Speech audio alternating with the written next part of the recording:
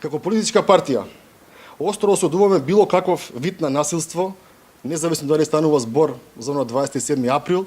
или ова вчерашното од 1 јуни.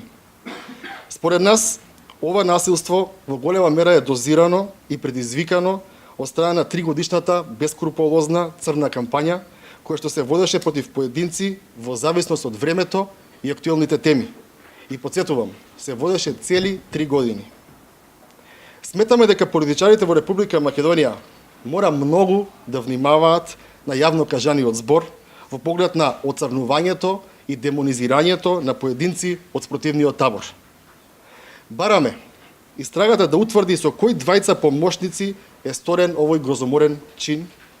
врз до вчерашниот потпредседател на владата на Република Македонија и поранеше министер за здравство. Кој му кажал каде се наоѓа и кој го однел човекот во семејниот дом на Никола Тодоров со цел да изврши убиство пред неговата сопруга и двете дечиња. Во овој случај мора да добие правна разрешница и тоа во најскоро време, а пак политичарите и определени медиуми да внимаваат на изјавите и прилозите, бидејќи многу лесно може да се предизвикаат несакани последици врз безбедноста на сите граѓани во Република Македонија. Вчерашните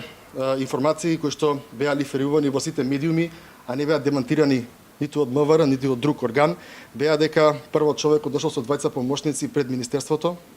потоа се упатил во семејниот дом на Никола Тодоров,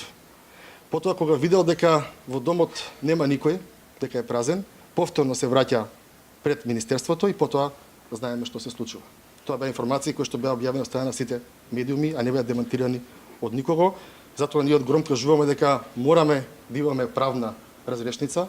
мораме да знаеме кои се тие двајца луѓе кои што биле со него, бидејќи тоа е неспорен факт,